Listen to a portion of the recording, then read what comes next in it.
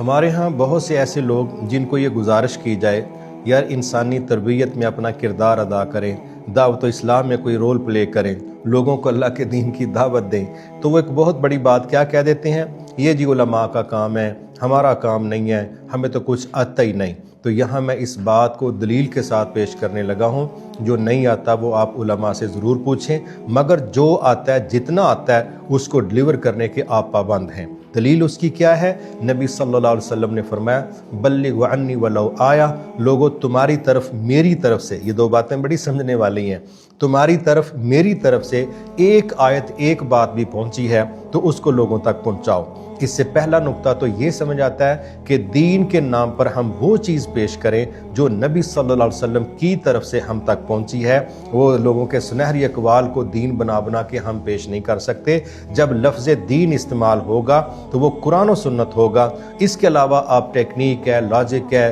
آپ وہ دنیا میں کسی سے بھی لے سکتے ہیں، لیکن جب باری دین کی آئے گی تو اس میں پھر یہی اصول ہے وَمَا آتَاكُمُ الرَّسُولُ فَخُذُوهُ وَمَا نَهَاكُمْ عَنْهُ فَانْتَهُوا، تو پھر جو رسول دے گا ہم اس کے پابند ہیں۔ لہٰذا دوسری چیز یہ سمجھ آتی ہے کہ جن لوگوں نے 6 سال کے 8 سال کے کورس کیے، اللہ ان پر کروڑوں رحمتیں نازل کریں، انہوں نے بہت زبردست اپنی زندگی کا وقت دیا، صلاحیت پیش کی، اپنا آرام قربان کیا، خواہشیں قربان کی، اور بڑی تھوڑی چیزوں اور ضرورتوں کے ساتھ انہوں نے اپنا یہ علم دین جو ہے وہ حاصل کیا۔ اللہ ان سے راضی ہو جائے، جتنا کوئی علم میں بڑا ہوگا اتنے اس کے درجات بڑے ہوں گے، لیکن دعوت اللہ کے اندر انسانوں کی تربیت اور اصلاح میں اگر آپ نے 8 سال کا کورس نہیں کیا اور آپ یہ سمجھے کہ میں یہاں سے فری ہو گیا ہوں اور میری بچت ہو گئی ہے، ایسا نہیں ہے۔ ایک بات اللہ کے نبی کی، ایک حدیث، ایک آیت قرآن کی اگر آپ کو آتی ہے تو آپ پابند ہیں کہ آپ اس کو لوگوں میں وائرل کریں، احسن طریقے سے لوگوں کو پیش کریں۔